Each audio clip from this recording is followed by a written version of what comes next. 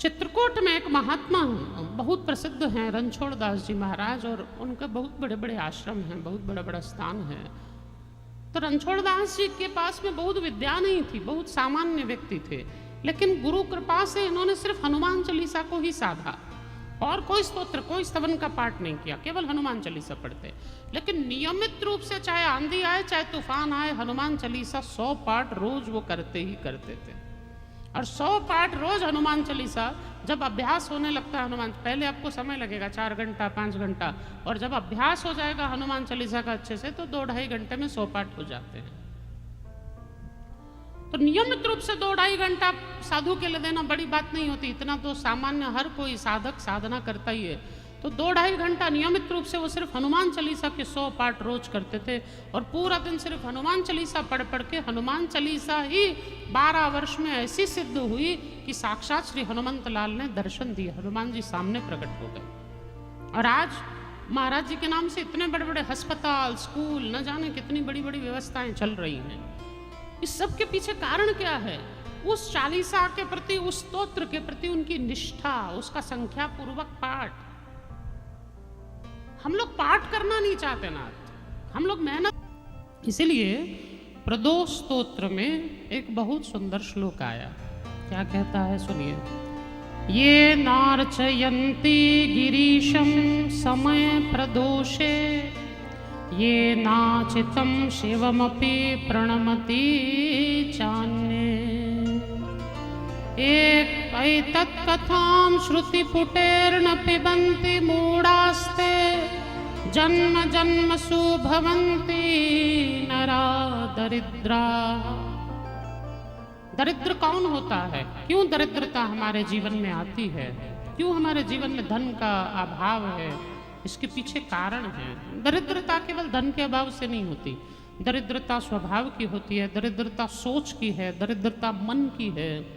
ये समस्त दरिद्रताओं के पीछे कारण क्या है?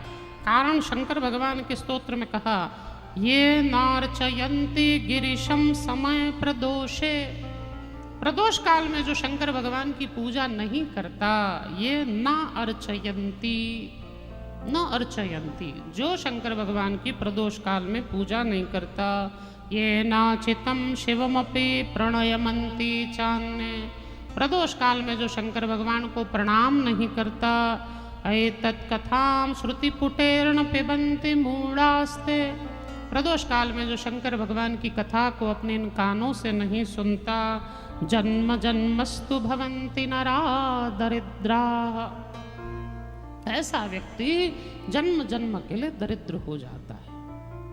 इसलिए प्रदोष काल के समय महादेव की पूजा करने से जन्म जन्म के पाप नष्ट होते हैं। इसका अर्थ ही है प्रदोष।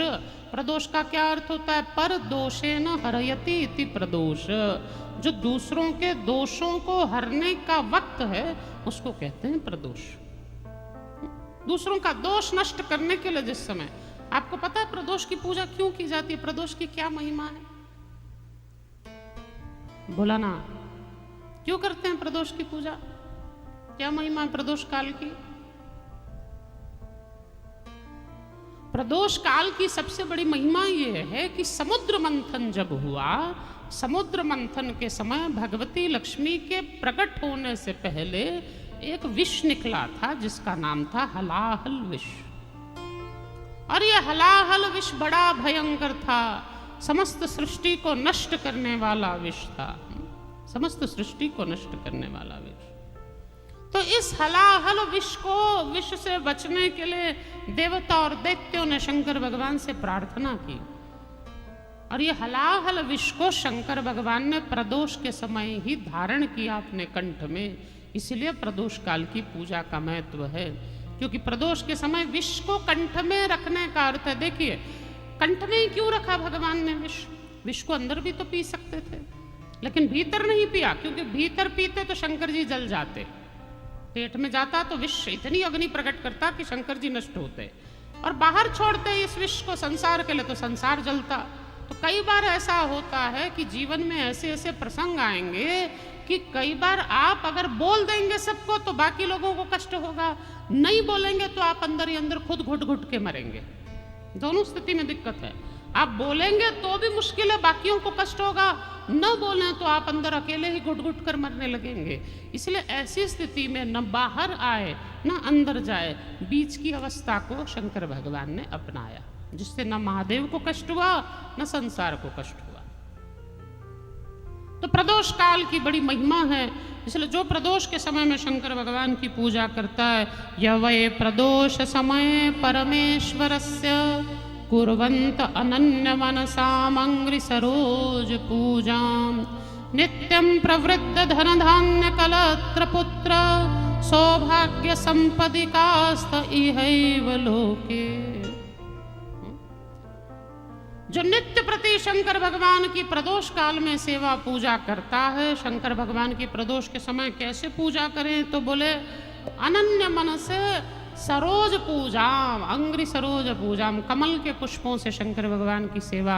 इसलिए आपको याद होगा भगवान विष्णु ने भी 1000 कमल दल, कमल के फूल चढ़ा चढ़ा कर शंकर भगवान की सेवा की। फिर विष्णु की परीक्षा लेने के लिए शंकर जी ने 2 कमल के फूल चोरी कर लिए, और जब कमल के फूल चुरा लिए तो नारायण भगवान ने अपनी दोनों आंखें, नेत्र कमल हैं इसलिए कमल जैसे नेत्र हैं, तो आंखें ही निकाल कर शंकर जी पर चढ़ाई। और जब आंखें निकाल कर शंकर जी पर चढ़ाई तब शंकर जी प्रसन्न हुए, और शंकर भगवान ने विष्णु भगवान को उनकी आंखें भी दी और साथ साथ सुदर्शन चक्र भी प्रदान किया। सुदर्शन चक्र पहले विष्णु भगवान के पास नहीं था, शंकर जी के पास था। शंकर भगवान ने प्रदोष काल की पूजा से ही प्रसन्न होकर भगवान नारायण को यह दिव्य चक्र प्रदान किया है। नाथ, ये नारायण को दिव्य चक्र प्रदान किया। इसलिए प्रदोष काल की उपासना की अपार महिमा है।